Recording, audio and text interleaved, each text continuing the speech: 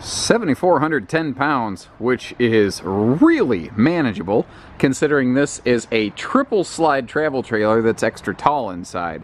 That is the definite definition of ultralight in comparison to a conventionally built camper, which could easily be over 9,000 pounds.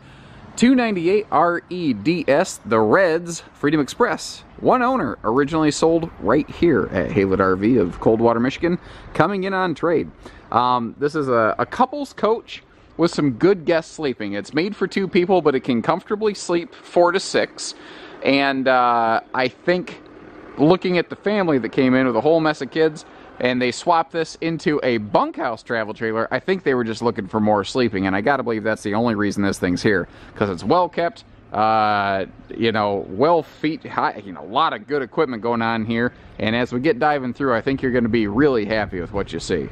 So this was built right about the time Freedom Express really started to find their identity. Instead of just being Coachmen's Ultralite, they realized that they had an opportunity to be something more. And with things like the AZDEL sidewall panels that we'll talk more about outside, they realized that they could make a full-size, full-featured travel trailer, but make it either no heavier or actually lighter than conventionally built campers.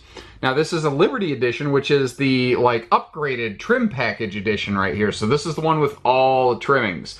And everything appears to be in excellent condition. Over here, this big super slide, you can see we have both a full-size, like 7-foot U-dinette, as well as a hide-to-bed sleeper sofa right there. So this is what I mean by a couples camper that can, you know, like sleep a family, basically. And I think that's kind of what they used it for until it was time to, you know, upgrade to something. And the battery power must be dying on my jump box because the lights are dimming on me as we speak. But thankfully, with all the big windows and everything we have in here, I think we're going to make it. So, rear entertainment center, you don't see as many of those anymore in the travel trailer industry. You tend to find more rear sofas and direct-facing entertainment centers, but there's benefits here. A side sofa with a TV across from it, you lose windows. This one gives you windows for about 270 degrees all the way around you. You've got windows all over the place in this camper. So a lot of RVs, it's popular having windows on that side. Some RVs, it's popular having windows on that side. In this case, you have windows everywhere. Side to side, front to back, basically, all over the place. So the TV is on a power lift. It, just 12-volt power, can go up or down whenever you need it. And what you're going to find is, like, here in the Liberty Edition, your kitchen countertops are going to be a nice solid surface. Everywhere else are going to be a pressed membrane called thermofoil. And this is another one of those areas where brands like Freedom Express were so far ahead of the curve. You are watching brand after brand after brand start to use these nicer type of countertops all over the place now. These guys have been doing it for years. They've been doing it so long before everybody, it's not even funny. They just have a good knack for that sort of thing. Electric space heating fireplace. What's funny is when I first saw this camper come in, I thought it was one of our salesmen. A salesman here named Tim, he was our customer before he was our salesman. He owns one of these, a Freedom Express 298 REDS Liberty Edition, bought right here at Haylet's. Same decor, everything. He liked the TV in the back with his campsite. He liked the fireplace and all that. It's all still here. So I thought his was coming in and he was maybe done camping or something, which surprised me. It turns out, no, there's one just like it here. So again, lots of open counter space, but what's nice about that is they also put power outlets nearby. So if you do want to add extra things, or if you want to put in a satellite brain, you see the little jumper right there, you have all the hookups to do it. And there's storage all the way around this thing. All the windows have pleated night shades for privacy. You can see that the recliners here, they left enough room in that slide out. You can kick them on an angle for easier TV viewing. You're not going to necessarily like wreck your neck doing that. And you'll see that on both sides of the slides, and both slides have slide side breeze windows. That's a lot of S's to say without tripping up on them, but I think we made it. Now you'll notice no heat vents in the floor. Instead, they use cabinet ducted heating here so that there's no dirt and debris tracked through the venting. Plus, they don't like cutting vents in their laminated floors at Freedom Express and potentially introducing flex or weak points.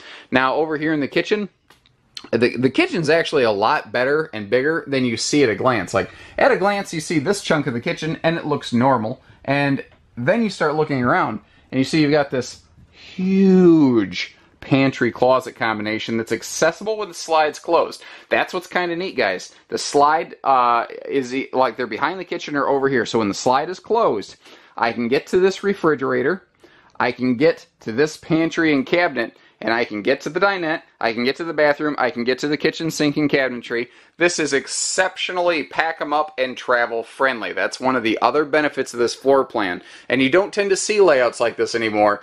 Travel friendliness, like with those opposing slides and islands like you find in the market a lot now, they're not very travel friendly like this one is. Now Liberty Edition upgraded the refrigerator to a 8 cubic foot instead of a 6, so that's 33% bigger. In English, ladies and gentlemen, that means 6 more Hungry Man dinners can fit in here. We have a recessed stone cast sink. This stuff right here, instead of like a plastic composite sink, it is, well, material stone cast, as I already said, but it's rated for up to 500 degrees. You can pour scalding hot water in there and it'll never flinch. And instead of wasting space on a stupid sponge drawer under the sink, you get the Freedom Express utensil drawer. It wraps around the sink. It's the best use of space under a kitchen sink I've ever seen in a camper. They must have a patent on it because it seems like nobody else is doing it. So we already talked about this, but let me open this up because like I said, right when you walk in the door, this is accessible whether the slides are open, closed, whatever. Big hanging closet, and on the right, pantry on the left. You can see it's big enough they actually were able to keep a couple little brooms for the camper in there for just like a quick little cleanup. Other things that are kind of neat, you leave your outside lights on here, and you can see that because the switches are backlit. One other thing, like, it's not super photo friendly, but right when you walk in the door, there's this handy little stand. It's a place to set down your phone, set down your keys, set down something in your hand. You can keep your shoes under that handy little shoe garage right there. It's a cool little utility corner that they just didn't let go to waste in this one. Now, right next to the entry door, super travel friendly, is our bathroom. We've got a porcelain foot flush stool, more of those sealed edge countertops I mentioned. And remember, with this camper being extra tall, this is 3 inches taller than the average bear, you've got plenty of headroom in here, even if you're taller than 6 foot like me. You're going to have to be about 6.5 foot tall before it starts to really be a problem. Now, very similar to the upper deck construction and layouts of a lot of fifth wheels today, you've got a bedroom, bathroom, closet slide out that creates a second entry door, but it also opens up all this, like, this is just nothing but extra linen storage and whatnot. We'll look at that open in just a second. Moving up here into the front bedroom, you do have TV hookups up here, so if you want to wall mount a TV and then swing out, you can do that. Obviously, they never put one in. Full overhead cabinet and dual full mirrored side closets, and I got a camera having a hard time focusing here. My camera's got ADD. It can't focus. Anyway, if I move it around, there we go. Finally, it realizes it has to straighten up and fly right. So again, this is extra tall, and it has the longer queen bed. And again, Freedom Express was one of the very first ultralights to do that, to give you the bigger queen bed in a lighter weight trailer. Usually to build the camper shorter and lighter, well, to make it lighter, they would use a shorter bed to make the whole camper shorter. Freedom Express went, no, no, no, we want to be big but light. And things like AZDEL and the aluminum construction we're going to see as we go outside, they help accomplish that. Now right over here, like I said, you've got this bedroom, bathroom, closet storage slide out right here, and it is a tremendous amount of storage that, like I said, rivals a lot of the fifth wheels in the quote half-ton fifth wheel segment. One other thing I want to take a quick look at are the AC vents, because not only are they directional, not only can you turn them, well, this one, it hasn't been turned in a while, so it's kind of sticking on me here and I don't want to break it. Long story short, you can close them, open them, and turn them. I just, again, don't want to break this one. So one of the major components of Coachmen's Ultralite story, you find in both the Freedom Express and the Apex that we have here at Haylett RV, is this stuff, AZDEL. There's only one area you can really see it, and it's not impressive to look at. It's the white thing that we're looking at right there, that white vertical line. But it's not wood, it's a composite resin. It's lighter weight, cannot rot, mold, mildew, has superior sound dampening qualities, and also has what's the other thing there? Oh, a little bit higher R value for a little bit better insulative quality. It is what allows this camper to be bigger, but not heavier. than a lot of other things. Now, you take a look at this massive front pass-through, and once again, Freedom Express was a huge trendsetter here, creating this big pass-through compartment. It's what is it, 42 cubic foot of storage space in here, like basically almost as big as a short bed pickup truck bed. Pretty big. This is a 50th anniversary edition. Originally, it came with an outside picnic table. Apparently, the folks liked it so much that is one thing they did keep with them. But you did notice they left all the remote controls and TVs and everything inside. The other thing, just like you have lights under the awning, you have a full-length LED light along that aluminum beam in the front. So whether you're on this side or that side, you can always see through here. Also, a lot of campers leave their power jack buttons outside. Freedom Express keeps them inside here under lock and key. And you've got the nicer slam latches with the protected hinges. But that way, some neighborhood punk walking through the campground can't push your buttons and mess with your jacks or potentially break them because the switch is too easily accessible while you're out exploring the local sights and scenes.